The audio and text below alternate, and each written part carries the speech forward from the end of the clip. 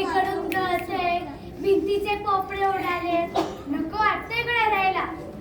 आमच्या पुण्यात तर अशी चाल नाही बाबा, म्हणून मला मुंबई नकोशी झाली. पेशवाई संपली कधी, तरी हिचं आमचं पुणं माझं पुणं संपतच नाही. पण आपण सगळे आज इथे का जमलोय?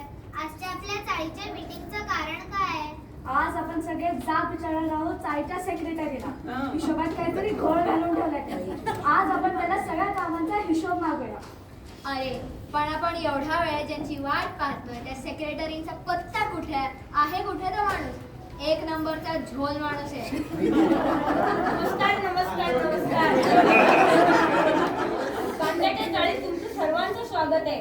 अहो कुठली कांद्याची चाळ? कानविंद्यांची चाळ आहे ही. कानविंदे गेले कधीच वर. कानविंद्यांची चाळ यापेक्षा कांद्याची चाळ सोपा आणि सुटसुटीत आहे ना. ते जाऊ द्या, आज आम्हाला सगळ्या कामांचा हिशोब हवा. हो हो आहे, माझ्याकडे सगळा हिशोब आहे. ही बघा फाईल. आता मी तुम्हाला आपण या चाळीत भविष्यात जे बदल करू त्याच्याबद्दल जरा सांगतो. हे इथं आपण असं मोठं कारंज करूया. काय कारंज? इथे सगळी चाळ गळतीये. तर पावसाळ्यात सगळीकडे खड्डा काढून दिसतंय. ते आधी दुरुस्त करून द्या. किती वेळा सांगितलं तुम्हाला? किती वेळा दाखवलं कुठे कुठे गळतंय, पण काहीच काम झालं नाही. सांगा रे, कोणाकोणाकडे गळतंय? आमच्याकडनं 5,000 रुपये घेतले, त्याचं काय झालं? टीव्ही घेतला. होईल ना गळणं पण. आता पावसात इतका धोधो कोसळतोय, त्याला मी तरी काय करणार? बरं कारण कसं जाऊ दे. आपल्या चाळीचे 2 मिनिट ए आणि बी त्याला जोडणारा आपण फ्लायओव्हर करूया. काय फ्लायओव्हर? अहो चाळीची अवस्था तरी बघा. मोरकडीला आली नुसती, भिंतीची पोपडी उडाले, त्यांचा रंग तरी बघा. फ्लायओव्हरचं नंतर बघू, आधी याची दुरुस्ती करा. अहो आता या चव्हाण काकून ना इतरांच्या घरात काय चालू आहे हे बघायला 2 मजले खाली येतात. बऱ्याच महत्त्वाचं करायला. किती ताप होतो त्यांना. त्यांच्यासाठी फ्लायओव्हरच बरं आहे.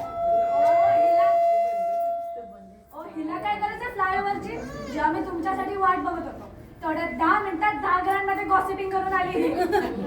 अगे टवळे, तुझ्या एवढा स्पीड नाही माझा. 5च घरात गेले होते मी. आणि मी काय फ्लायओव्हर हवा असं म्हणून सांगितलं नाही. पहिले चाळीची दुरुस्ती करा, मग बघू फ्लायओव्हर. आणि आमच्याकडनं प्रत्येकी दुरुस्तीचे 7-7 हजार रुपये घेतले. काय केलं आमच्या पैशांचं? नवीन एसी घेतला. जिन्यामध्ये लाईट लागत नाहीये. परवा जिना चढताना मांजरीच्या शेपटीवर पाय पडला माझा. नको तिथे पोचकालं. जिन्यातली लाईट लावा आधी. आपल्या कॉमन बागेच्या मेंटेनन्सचे आमच्याकडून 5-5 हजार रुपये घेतले, त्याचं काय? बाग अजून तशीच. ती घसरगुंडी बघा, खोबरं खिसायला किसणी म्हणून वापरतात.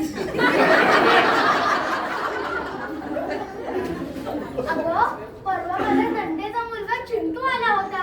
घसरगुंडीवरनं घसरायला गेला. कळवळला विचार. मग तुम्ही तुमच्या नंदेचा राब त्या चिंटूवर कशाला पाठवा? त्याला आधीच सांगायचं तर घसरगुंडीवर बसू नकोस. घसरगुंडी तर सोडा, आधी मला चाळीच्या हिशोबाची फाईल दाखवा. दाखवा दाखवा, सगळे हिशोब दाखवा. मला पगार नाही मिळाले किती महिन्यात. काय?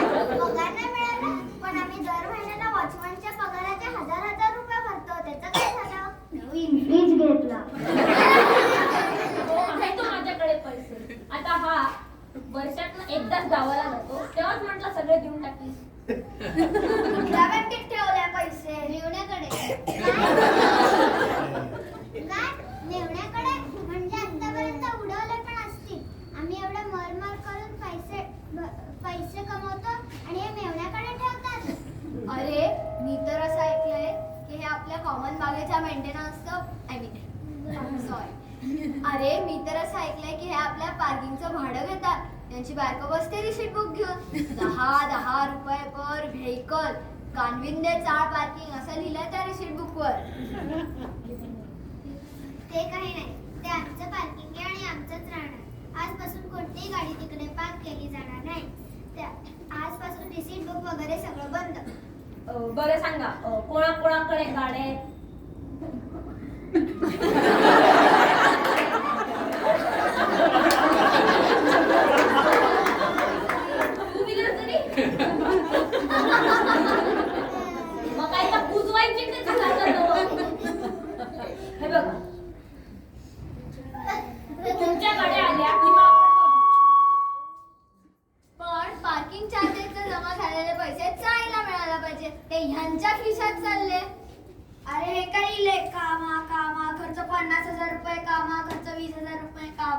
कामा म्हणजे काय माहित?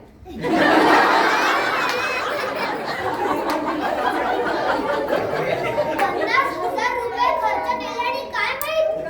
आता केवढी मोठी आपली चाळ, 150 घरांची, किती किती आणि काय काय म्हणून लक्षात ठेव, म्हणून तिकडं कामा लिहून. अरे आणि हे काय लिहिले कॉलेजचे 50,000 रुपये? अहो मी शाळेत शिकवतो. त्या शाळेच्या वर्षाभरामध्ये पण 50,000 रुपये नसतो. आणि काय तुम्ही चाळीसाठी खडूवर 50,000 रुपये खर्च केले? काय केलं आपल्या पैशांचं? नवीन वॉशिंग मशीन न वापरल्याने खडू उडून जातात. हो, खडू काय डांबराच्या गोळ्यात का उडून जायला? मग कापुरे, ते काही नाही. आम्हाला आमचा पगार आज पाहिजे, नाहीतर आम्हाला आमचे पैसे परत द्या. अहो किती बोलता मला, किती खपतो मी या चाळीसाठी, मर करतो, पण कोणालाच काही किंमत नाही. आणि हे काय लिहिले वॉचमनच्या जेवणाने 30,000 रुपये? काय? पण आम्ही सगळ्यांनी तर वाढ ठरवून घेतले, त्याप्रमाणे आम्ही वॉचमॅनला घरूनच जेवायला देतो. ते पण मला पूर्ण मिळत नाही. ताटातलं निम्म हेच खाऊन काम करतात. तुम्ही किती मारलंय?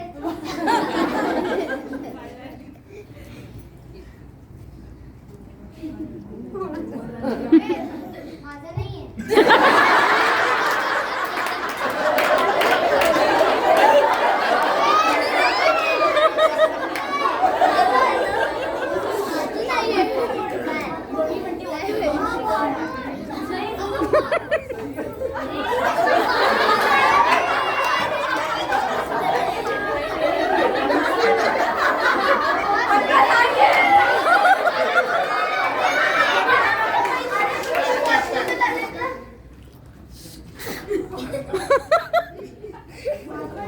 तुम्ही खाता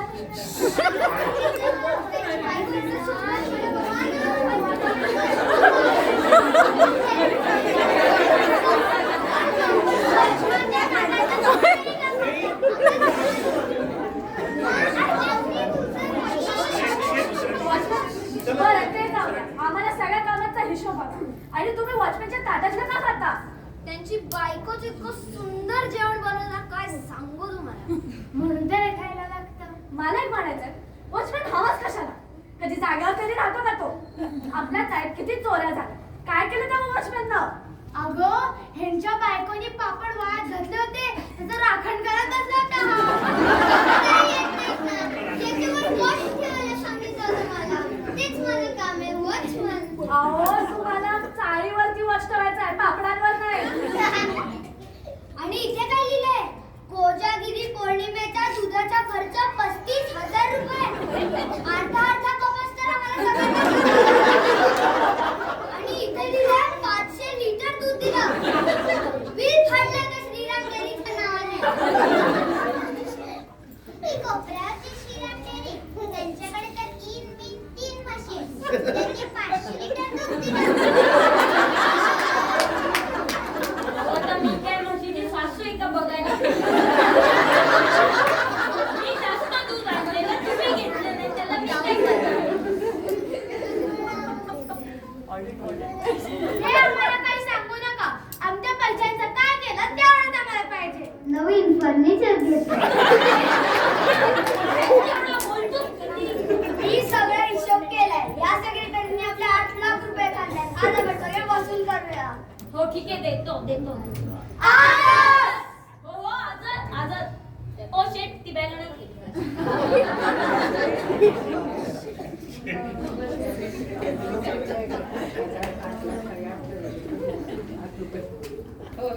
हे घ्या तुमचा 8 लाखाचा चेक.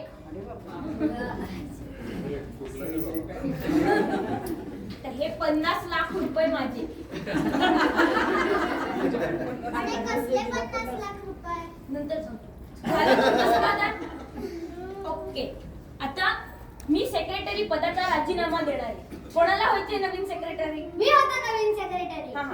ओके. इथं तुमची सही करा. आता तुम्ही सगळ्यांनी संमतीच्या सह्या करा.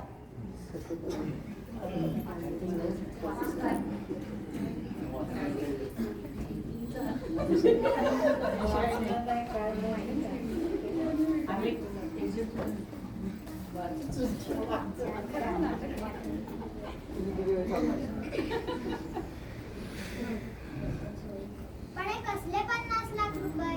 तुम्ही ही सगळी चाळ कुठे गेले शेत? तुम्ही ही सगळी चाळ या शेटजींना विकली आहे. आम्ही कधी 50 लाख विकली? रुपये मला. आम्ही कधी विकली? आम्ही बोललोच नाही. आता ही चूक नवीन सेक्रेटरीची आहे. पुढे आणलेला त्यांनी या फाईलवर सही कोणाची आहे? तुमची. आता ह्याच्यात मी कुठं मध्ये येतो? बघ ना.